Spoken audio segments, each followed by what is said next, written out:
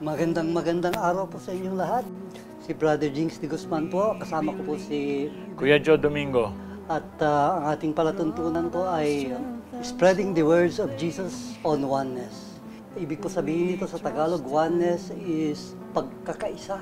Unity, concord, togetherness, interdependence. Ganyan, makikita mo yung pag-ugnayan ng mga tao na magkakaiba, pero may isang magandang purpose, nagkakaisa sila doon sa magandang purpose. Ito rin po palang libro ay nasa Wattpad na rin. Libre po yan, punta lang kayo sa Wattpad, pwedeng i-download. Kami po ni Brother Joe ay bearers ng good news. Kasi lahat po ng sasabihin namin dito, good news. Lahat good news. Sabi nga ni Jesus Christ, ito ay sinasabi ko sa inyo para mararamdaman nyo ang aking kaligayahan. Kasi po, sabi niya, John 3:16, mahal na mahal ang mundo, we are the world. Kaya tayo nga ba yun? Brother Joe, yung we are the world, tayo nga ba yun? We are in this world. Naglalakbay tayo dito sa mundo, sabing ganyan. Yung paglalakbay natin to, tinatahak natin patungo sa Panginoon, sa langit. Doon ang punta natin. For God so loved the world. He gave His so begotten Son, that whosoever believes in Him will not perish but instead have eternal life. Tapos, habang nandito sa mundo, mararamdaman natin ang joy ni Jesus Christ. Wala na sigurong maligayang-maligaya doon kaysa sa joy ni Jesus Christ. Your joy will be full. Sa mga ibang kasulatan naman, your joy will be complete. Ibig sabihin, walang kulang. So, ang ginawa po namin dito is nakamerge po yung apat na gospel. In Mark, Matthew, Luke, at saka John. Bakit, Brother Joy, ganun ang sequence? Una kasing na lumabas na gospel yung Matthew. Pero ang si Matthew at saka si Lucas, lumalabas na pinagkopyahan nila si San Marco. Kaya marami silang tinatawag natin yung synoptic, no? Yan nga yung minemerge natin na mga salita ni Jesus, makikita nyo halos iisa ang istorya, pero magkakaiba ang pananaw nila. Para bang television camera, yung isa nandito, tapos yung ibang dalawang camera nando. So dito, napakayaman yan, nabubuo halos yung pananaw natin. Parang 3-dimension yung sinulat doon sa tatlong yon. Yun naman si John, nag-iisa siya yung pinakabata doon sa 12 apostles. Naubos na silang lahat, siya yung huling natira. Kaya lang, doon sa natutunan din na sa pagkabuhay niya, nang wala na rito si Jesus, mas malalim ang natutunan niya. Nag-umpisa siya bago pa inumpisa ng creation. Nandun na raw si Jesus, yung ating Panginoon, na naglakbay dito sa lupa. Ilang taon lang siya naglakbay. 30 taon, tapos 3 taon lang siya nagturo. Pero tingnan nyo ang epekto sa ating pamumuhay. Hanggang ngayon, sinasabi niya, ito yung kanyang way, truth, and life. Yan ang susundin natin. Magiging masaya tayo dito sa pamumuhay natin dito. Kaya magkaisa tayo. Alam niyo po sabi ni Jesus Christ, madali ang kanyang turo. My yoke is easy and my burden is light. Come to me, learn from me. Sabi niya ganun, madali. Kaya sabi niya, the road is narrow, going to heaven. Kasi yun lang ang kailangan natin Hindi naman natin kailangan ng mahabang daan. Madaling pumunta sa langit. Ang problema yung madaling yun. Pag hindi natin ginawa, madali rin pumunta sa kabila. sa kabila. Okay. Alam niyo po, kaya po naming topic itong oneness. Kasi sabi nga namin kanina, gusto namin matanggap ng lahat ng religion itong oneness na ito. At sabi nga ni Jesus Christ, the law and the prophets were up to John. Pagkatapos noon, ito ng gospel. And then, everybody is pressing to it. Pinag-uunahan lahat ng tao dito sa good news na ito. At ang good news na ito is, iisa tayo lahat. Yun po ang topic natin dito. At pag meron po tayong oras, pagpapatuloy po natin yung section 4 ng chapter 1, which is yung pagkakasala ng tao. Alam niyo po mahalaga po yung pagkakasala ng tao. Kasi akala yung unang-unang action nila mali agad. Itong oneness, pag natanggap ng lahat ng tao, lahat ng religion, mawawala ang gera kasi nagmamahalan tayo lahat. Tama, Brother Joe? Tama. Kaya pagka po natanggap lahat ito, then there will be peace. Ang tanong, matatanggap kaya lahat ng religion ito? Matatanggap kaya ng lahat ng tao itong preaching ni Jesus Christ about oneness? Ano sa tingin mo, Brother Joe? Dalawa daw mahalagang utos ng Diyos sa atin. Love God above all and love your neighbor as you love yourself. Sino namang tao, pagka tinanong natin, gusto mo bang tulungan ka? Sinong tatanggi dyan kung tutulungan tinatanong siya? Siyempre sabi mo, siyempre gusto kong tulungan niyo ako. Kaya nga, ang sabi niya, tumulong ka rin. Gusto bang mahalin ka ng mga tao? Siyempre gusto kong mahalin ako ng mga kapwa ko. Magmahal ka rin. So sinasabi dito, sa simpleng salita, kung ano yung gusto mong gawin sa'yo ng kapwa mo o maranasan mo sa kapwa mo, iparanas mo rin sa kanila at gawin mo rin sa kanila. Diyan lang tayo masusukat ng Panginoon. Doon na sumunod yung mga susunod na mga Ten Commandments. Doon na nahango yun. At binalikan din ni Jesus Christ yan. Yan ang dalawang greatest command. Kaya pwede tayong magkaisa eh. Gusto mong kapayapaan sa mundo? Gusto rin ng ibang tao yun. Kaya huwag tayo manggulo. Di ba yun ang simpleng salita doon? Kaysa madali sabi, Magkakaisa. Matatanggap, brother. Oh, matatanggap. Effort natin dito na nagpapakapawis tayo sa ating blazer ay hindi sayang dahil sa balang araw. Matatanggap. As a matter of fact, itong programa natin na Oneness, meron na ring program sa Amerika na Oneness din ang kanilang program. At of course, si ating Papa, alam po natin ng ating mga lahat ng nakikinig sa atin na ang kanyang pake Oneness. So, may program siya na ang kasama niya hindi namang Katoliko, ibang mga religion. Tapos he reaches out with other religion, mga Buddhist, ganyan. So talaga pong may pag-asa. Ngayon, last time, nire-relate namin po yung science sa Oneness. Because ang science po, ulitin po namin, sabi ni John 1:03 na lahat lang galing sa Diyos. Walang bagay na hindi nanggaling sa Diyos. Kasama tayo dun sa bagay na yun. Kaya pag hindi ka nanggaling sa Diyos, saan ka kayo galing? Wala namang hindi nanggaling sa ating Ama, sa Diyos. Ngayon, sa science din po, mga scientists, they are slowly accepting religion. They emerge na nila sa science. Kamukha nabanggit na natin si Paul Davis last time, si John Huxley, puro mga patay na po yan, saka si Carl Sagan. Stephen Hawking, nung bandang huli, he admitted na ang Diyos ang pinanggalingan din ng lahat. Dati atheist yun, tama ba ako, Brother Joe, o hindi? Halos lahat ng mga pantas, dahil sa karunungan nila. Dati, mga makadiyos din yan, mga Kristiyano, pero dahil sa dala ng kanilang tindi ng pag-aaral nila, nakikita nila, hindi nila makita ang Diyos. Pero nandyan na eh.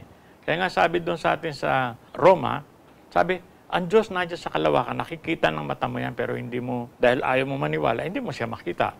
God is immense, He's so big, hindi natin mawari paano natin sa maiisip. Pero nandito siya, nagmamasid sa atin.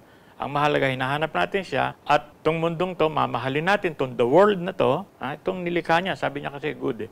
At lalong-lalo na, yung bawat kapwa-tao natin. Kahit ano pang bansa tayo, kahit anong tribo tayo, kaya nating magmahal.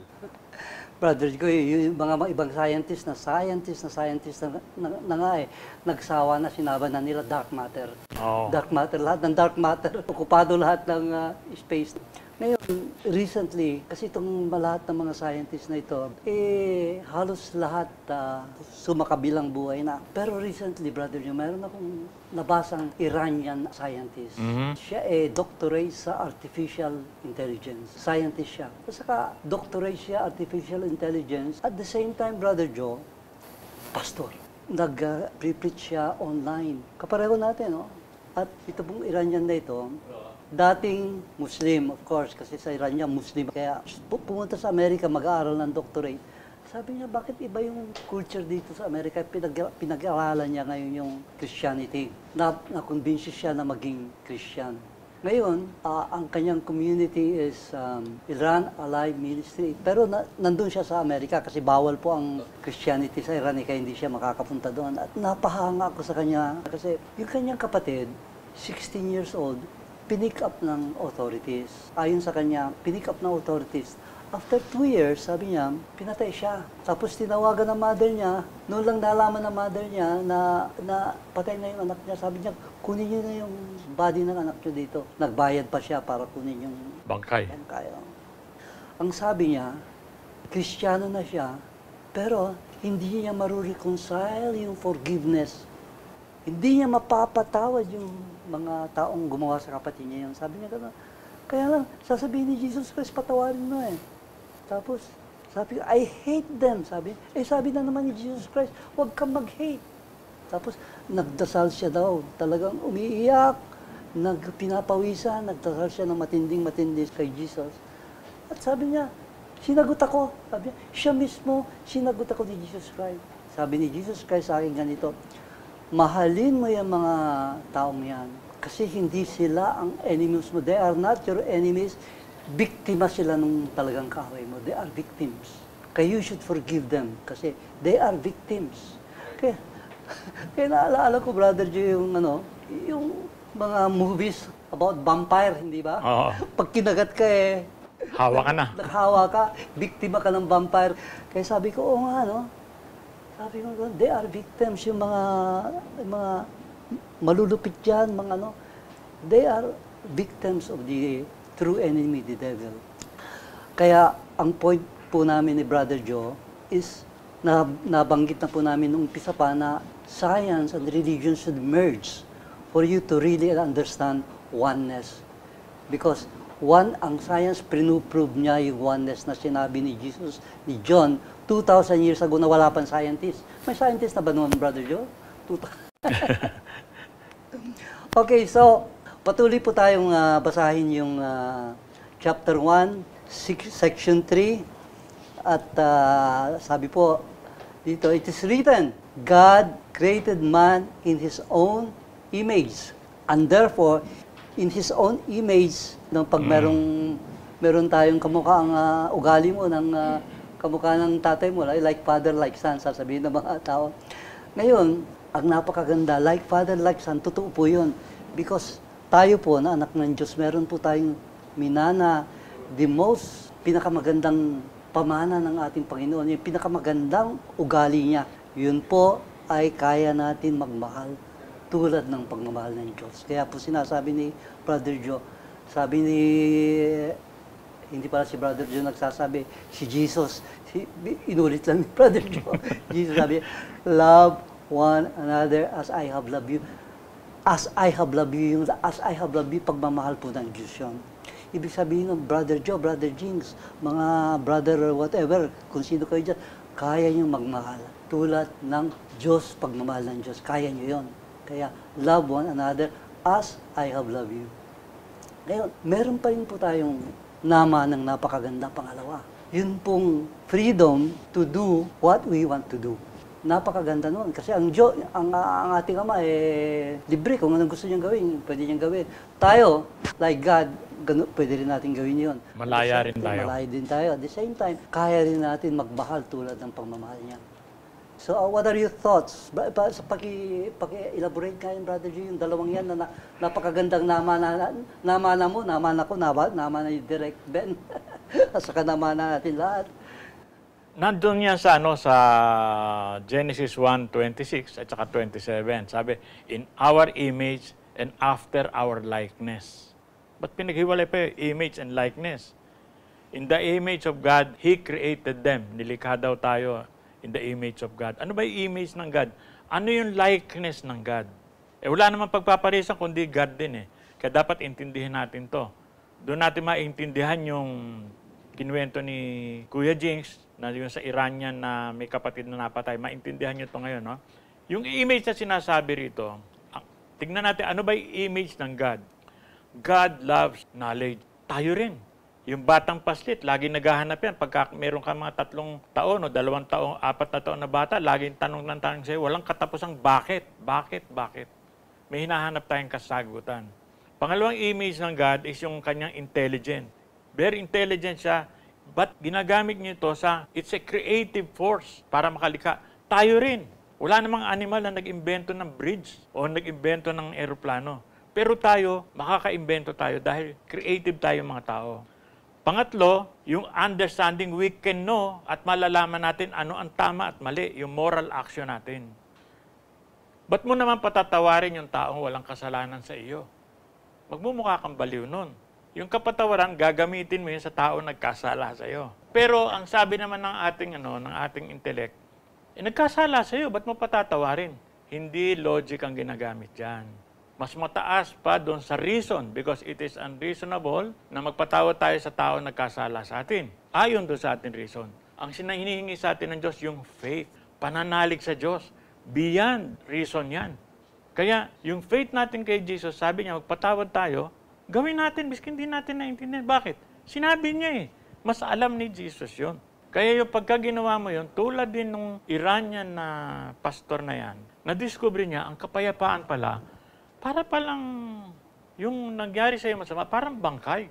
Nailibing mo na yun, huwag mo na hukayin, kasi pag hinukay mo pa, bulok yung makukuha mo. Pero nilibing mo na yan, hayaan mo na siya dyan, bahala na ang Diyos, at ikaw, payapa ka na. Dahil nasunod mo si Jesus, kumbaga may 1-0 score ka na kay Lord kasi sinunod mo siya. Kaya sinabi ni Jesus Christ, follow me, hindi naman niya sinasabi, sumunod ka. Para bang tutang sumusunod tayo? Hindi. Sabi niya, imitate me. Pag-isipin mo agad at siya ang huwaran natin. Siya yung example natin. Sabi niya, dinaanan ko ito, makikita niyo sa langit ako natungo. Napunta ako. Kaya gawin natin yan para ka tayo mapunta sa langit. Sabi, peace ang pamamaraan. Peace is the way. Okay. So, yung kalaban natin, Brother John, na nagpapaiksi ng oras natin noon, panahon ni Adam and Eve, andoon na yun. Andoon na yun. Andoon na yun. Oh. Akalain mo nung napansin niya na si Adam and Eve, pwedeng magdesisyon ng sarili, pasok na siya. Sabi niya, tinempt niya si Eva. Kasi baka hindi niya kaya si Adan Oo. Sabi niya, ito hindi makakatanggi sa Adan. Sabi, ang ganda pa ng boses nung kalaban na yan. Sabi niya gano'n, kay Eve, masarap ito. Kulang ng faith si Adam at saka si Eve. Alam mo ba kung anong faith sa Tagalog? Ano? Basta. Basta. Tama yun. Basta. Okay. As usual, pinagkina naman ng ating kalaban yung ating oras. Pagdadasal natin, Brother John, na pahabain naman ni Lord ang ating oras next time. Si Brother JINGS po, nagpapaalam sa inyo lahat. Maraming salamat po. Ako din po, si Kuya Joe Domingo. Sa muli, magkita tayo. In this glorious day, where we all celebrate the unprecedented demonstration of global love and peace for and between faith leaders of the world.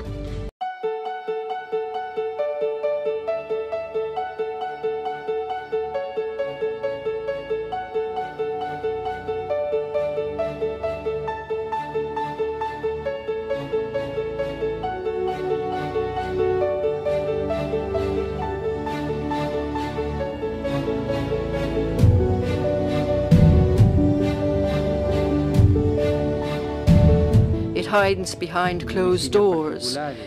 And the worst thing is that this situation, unfortunately, is growing worse day by day. Our communities of faith are being called to action, and without exception, we reject any form of systematic deprivation of human freedom for the purposes of personal or commercial exploitation. And on their behalf, we are making this declaration. Islam also considered the emancipation of slaves as one of the greatest acts of worship which please God. God Almighty has spoken the truth. Human beings, in accordance with the nature and purpose of procreation, are equal. No one has honor over the other except by piety. Dignity was given to human beings by God, one of his greatest attributes. And there can be no dignity without freedom. And it is certainly blasphemous and hubris to reduce any one of our brothers and sisters, irrespective of gender, race, and age, to a single aspect of the mystery and destiny for which they were created by the living God. I'm attaching an appendix to the statement in which I further develop this petition based on international and Jewish law for all forms of slavery to be considered crimes against humanity. Human trafficking is an open wound on the body of contemporary society. It is a crime against humanity. It is the duty of each country to implement laws that work towards eradicating this extremely cruel and immoral crime and to liberate and protect victims from such a fate. We can make sure that every worshipping community of every faith knows about modern slavery and is ready to work to prevent and put an end to these abuses. We can look to our own actions and choices as consumers and users of financial services, whose managers can put great pressure on companies in which they invest. The root of modern slavery runs deep, and the cause and condition, the networks and structures supporting it are complex.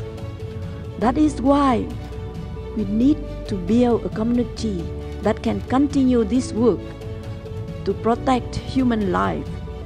We ask each of you who have spoken here today in this room or witnessing this around the world to share their common conviction that systematic removal of liberty to exploit another must no longer be in this world.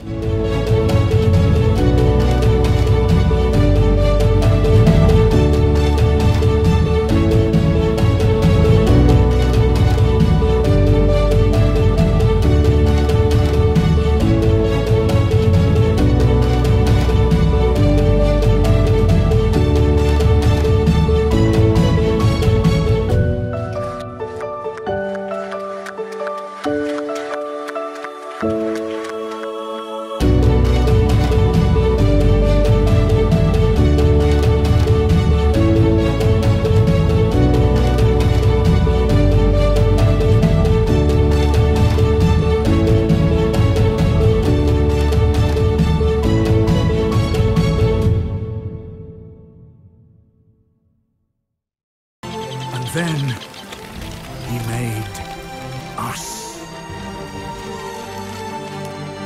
to live in paradise until Adam and Eve disobeyed God and ate the forbidden fruit.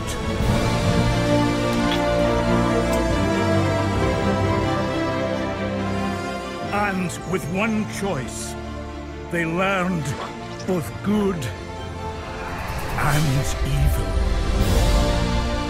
In this next parable, God saw the humans doing opposite God's ways, and, as it is written, God chose prophets like Moses, Isaiah, Jeremiah, Micah, Daniel and many more to warn and teach humans to stop committing sin, as Jesus says. But still, the human being continued to sin. Hear another parable. There was a certain landowner who planted a vineyard and set a hedge around it, dug a wine press in it, and built a tower. And he leased it to vine dressers and went into a far country. Now when vintage time drew near, he sent his servants to the vine dressers that they might receive its fruit. And the vine dressers took his servants, beat one, killed one, and stoned another. Again, he sent other servants, more than the first, and they did likewise to them. Then last of all, he sent his son to them, saying, "They will respect my son." But when the vine dressers saw the son, they said among themselves, "This is the heir. Come, let us kill him and seize his inheritance." So they took him and cast him out of the vineyard and killed him. Therefore, when the owner of the vineyard comes, what will he do to those vine dressers? He will destroy those wicked men miserably, and lease his vineyard to other vine dressers, who will render to him the fruits in their seasons. Have you never read in the scriptures, "The stone which the builders rejected has become the chief cornerstone"? This was the Lord's doing, and it is marvelous in our eyes. The Son, Jesus refers to in this parable is himself. And God, himself extended Jesus' inheritance to us, as his children. Therefore I say to you, the kingdom of God will be taken from you, and given to a nation bearing the fruits of it, and whoever falls on this stone will be broken, but on whomever it falls, it will grind him to powder. And finally God so loved the world, we humans, with unsurpassable love, that he gave his only begotten Son. For God loved the world so much that he gave his only Son, so that everyone who believes in him may not die, but have eternal life. For God did not send his Son into the world to be its judge, but to be its Savior. those who believe in the Son are not judged. But those who do not believe have already been judged, because they have not believed in God's only Son. Grace to you and peace from God our Father and the Lord Jesus Christ. For those who truly desire to know Jesus, you can learn of him through the writings of his disciples and their disciples. The words and teachings of Jesus as written in Greek do not change. However, the translation of people to various languages differ. These has caused the rise of many religions. And all religions claim that their interpretation is the correct one. However, how would you know yourself if their claim is true or flawed? Furthermore, studying these different interpretations would consume much time. And so, you might prefer to interpret Jesus' words yourself with Jesus as one teacher, who will surely teach you, and in a manner acceptable to you. Nor are you to be called teachers, for you have one teacher, the Christ. Jesus wants himself to be known as the one teacher, because Jesus himself claims he speaks the word of God. John the Baptist also says, "True, for he whom God has sent speaks the words of God, for God does not give the Spirit by measure.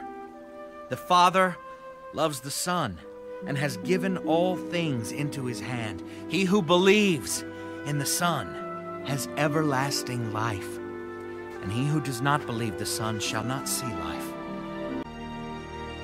All our topics are focused on Jesus' command. So now I say to you, a new commandment I give to you, that you love one another, as I have loved you, that you also love one another. As the Father loved me, I also have loved you. Jesus says, we must bear fruit. And so, James, the disciple of Jesus, wrote, "Thus also faith by itself, if it does not have works, is dead. But someone will say, 'You have faith, and I have works. Show me your faith without your works, and I will show you my faith by my works.' If anyone does not abide in me, he is cast out as a branch and is withered, and they gather them and throw them into the fire, and they are burned. If you abide in me, and my words abide in you, you will ask what you desire, and it shall be done for you." If you have faith which is, believe Jesus as only Savior, then you should obey his words. This is your works, or abide in Jesus. Then Jesus says, If you can believe, all things are possible to him who believes. When the Son of Man comes, will he really find faith on the earth? In your case, God has given you his unsurpassable love, and likewise, he has given you godly power to love like God. This is the greatest gift of all. God will ask you how many you loved. To how many did you spread the word of God? Forgive, give. For the Son of Man is going to come in his Father's glory with his angels, and then he will reward each person according to what he has done. Jesus says, we receive a free gift, which is the word of God, through Jesus. Therefore, freely you have received, freely give. The word of God, which is the greatest gift Jesus freely gives us, is our power to love one another with godly love in words and in deeds. And power to love Jesus, God, Holy Spirit, in one another. Freely you have received, freely give. It's a time for joy, for rejoicing in what God has freely given. Unsurpassable love, as the talents given in his parable. But one day, God will ask you to account for the gift he has given. Which is unsurpassable love, as the talents given in his parable. Be prepared. The kingdom of heaven is at hand. How many did you love? To how many did you spread the word of God? Did you forgive all who have offended you? Did you give to all who ask you? What did you give? For your Father knows the things you have need of, before you ask him. These talks contain the many words of Jesus himself, saying that he is the only Savior and Messiah, and that our Father and Jesus, and the Holy Spirit, and their kingdom, is within you and me, with you and with me, in you and in me, even in sinners, like you and me, always, even to the end, forever. He never leaves. You have Jesus's joy always. And if you want to obey Jesus, Jesus changes you, if he pleases, so that you will love one another as he loves you, including your enemies, with godly love. Because you are loving Jesus, and our Father, and the Holy Spirit in one another, namely in you and in me, and in each and every person. When you do this, you will receive Jesus's promises of reward, which is too good to be true. But true. Jesus says, if a house is divided against itself, that house cannot stand. Are Christians divided? This is why Jesus tells you to spread this beautiful message everywhere. And tell everyone to go and do likewise, whatever religion you belong to. Spreading the words of Jesus' ministry. Acknowledges with utmost gratitude all those who made films, which are used here, for the same sole purpose of spreading the words of Jesus. Strictly non-commercial. Paul knows this. He says, When I preach the gospel, I may present the gospel of Christ without charge. May these films manifest the peace and joy of Jesus, here in this world, and end all evil that causes sufferings. This series of topics contain the teachings of Jesus Christ, who claims to be the one teacher and only Savior.